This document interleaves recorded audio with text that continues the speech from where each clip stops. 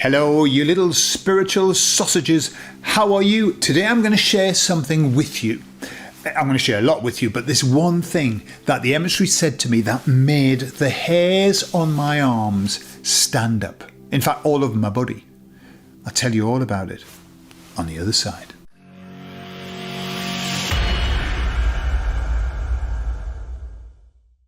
So I was watching the other day this video of a gentleman I'd seen years ago, and I can't remember their chat. There were two guys, American guys, that used to chat about all kinds of metaphysical things. They were really interesting. And then they split up, and now he's on his own. And I was listening to him, and he was talking about theories about why it is that if we look back in time, we look at photos or films or whatever, we can identify which photos are from the 60s. We can identify which photos are from the 70s, the 80s, and the 90s. It's very easy to see. I think the 80s are probably the easiest. Big hair. Big hair. I'm from the 80s. Big hair. And then we hit the 2000s. And from the 2000s onward, there is no way to identify anything. You take something from 2005 and take something from 2015, a photo, and say, which era is that from? And we wouldn't know. Before, it used to be very, very clear and demarcations of years.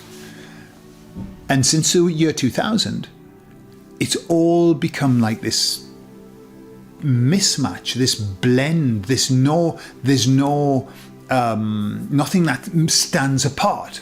So the theories that he was promoting were the world ended in 2000, you know, when the zeros and the ones went all funny, when the date was knackered on the computers. Remember that? They were going to say it was all going to crash and come to an end. The world ended, and so we are in, you know, the period to say after you die for 7 minutes you're in a place and your brain's still functioning, and you don't know how long that is. Could be an eternity.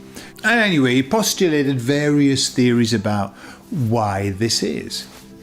And he also mentioned the Mandela effect and how stuff was, you know, getting mixed up.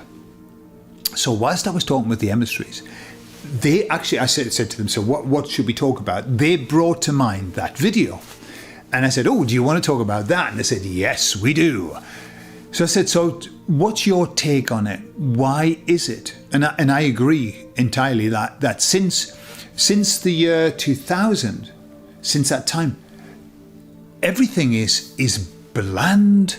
Music is bland. Fashion is just like regurgitating, re-vomiting the same old stuff and mixing it together. There's nothing. You know, there's nothing that you would say, this stands out. It's like really boring, or confusing, or there's no pattern. And I said, so what's your take? What happened? And they said, well, what happened was this. All of the timelines merged around that period.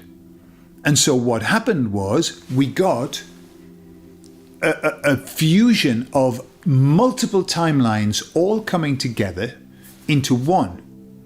So what they said was that made it very difficult for there to be one theme, because it was like all of the themes coming together, which is pretty much what like we see. It's like just everything's mixed up.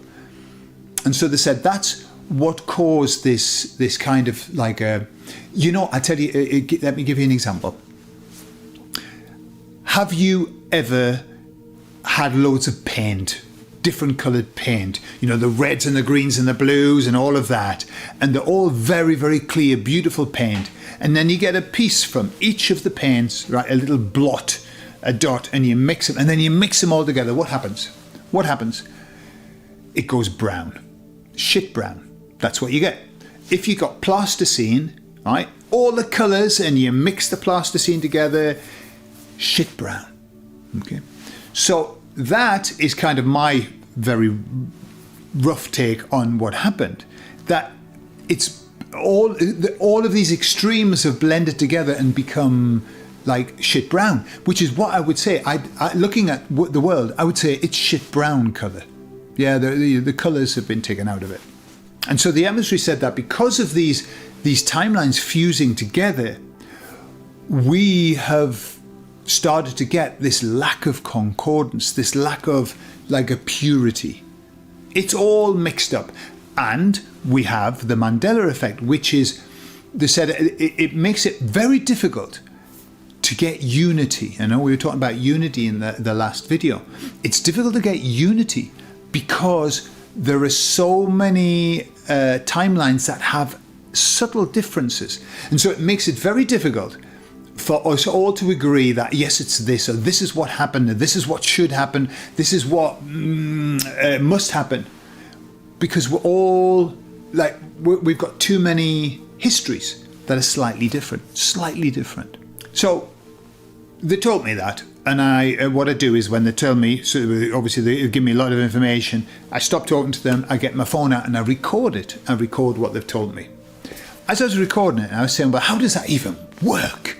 How does that work? What do you mean? All the timelines coming together. Bear in mind that we are on other timelines. Like our avatar, that's probably the best word, is on other timelines, and then all the timelines come together. So I was thinking, well, how does that work then? You know, are we a fusion?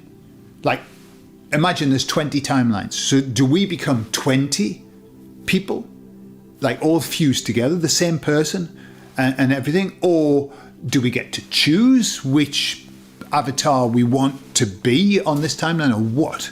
So I asked them that after I'd finished recording. And they said, generally speaking, you get to choose the avatar that is the one that you want, that's appropriate for this timeline. Yeah, the one that we're going to stick with.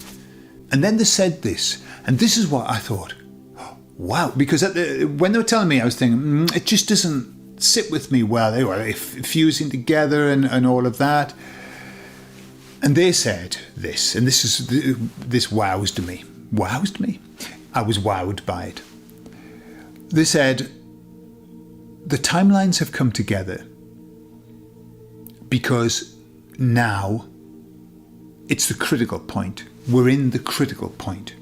And so we need to have one timeline. This is the one, the most important timeline, the one that's focused on getting us to this place that we're going to. They said also, the timelines, we have so many because they are, how could I put it, practice runs. They are giving us multiple opportunities to get it right. Okay? So we don't just have one chance. This is what they're saying. We don't have one chance. We're crossing multiple timelines so that we have all of the opportunities to make sure that we're doing it right. And then, when the critical moment comes, all those timelines are reduced to one. And we choose the avatar that's doing the best job, or the one that's most appropriate to resolve the issues that need to be resolved. Okay? So, it's like we have tons of chances to practice and to get it right and to do, to be the... And this is the word that they said. You choose which avatar you want. You choose the best version of yourself. And that's when I felt the hair stand on my arms, and I thought, exactly, it's all we talk about. Be the best version of yourself. Be the best person you can. And it's set up that way so that we say, well, that's the best version of me. This one is really working for what we've got to do. That's the one I'm going to be. And so the emissary said that's what we do. We choose the best version because we need the best version of everybody to achieve what it is that we have to go. So it's like, hey, hang on a minute. They've got a few tricks up the sleeve to make sure that the plan works to the best level that it can. And I suppose in many ways, it must be like, you know what, you've heard of these, like the walk-in. I've had a walk-in. He's had a walk-in. And you hear people talking about that. Oh my God, it's just changed so much. And so I think that's when we see these big shifts in ourselves. Like we go, wow, all right. I just, I've had an epiphany moment or a surrender moment or whatever. Perhaps that's when we've got our avatar, the best version of ourselves in place, and we go, oh, right, now I see it. I don't know. But it just seems like a really, hey, this could be a load of bollocks, that I'm telling you. Could be. It's just what they're telling me. But boy, it made me feel very, ooh, yeah, right, I see. So we've got all these practice runs, and then once we've trained, we can choose the best one. So that we're, and what was also exciting was that they said we are now in the critical point, the most important part of this timeline. And that's why these changes have happened. And I suppose that explains why the Mandela effect is there, because we've got avatars from all these multiple timelines with all these different, like, subtle differences, like different ideas about what happened and what didn't happen. Fascinating, eh? So there we are. So hopefully by now, and I didn't get the sense that it was a definitive everything happened in the one time. I think it's been a period since 2000. Since 2000. It's a sense that I get. That we're all becoming the very best version of ourselves. And I think that's so true. When I watch how people are evolving, how people are developing, yes, I agree. I agree that we're becoming the best version, the version that we need right now to get through this. How exciting, eh? So, tell me what you think. Do you think that sounds like a possibility? Does it resonate with you? Or do you think, no, that's just a load of rubbish? Or the jury's out? Who knows? I don't know. But it seems it's a great premise to work on, because you know why? It's very empowering. Because now I know that I am the best version of myself from all the timelines. I've chosen the best one. And I feel good. I feel good anyway. And I think, yeah, I think I am. Certainly now, if I look back across my life, I am now the best version of myself that I've been in my entire life. And my guess is that that's what you feel as well. So let me know in the comments what you think. I love you all, and I'll speak to you all later. Bye-bye.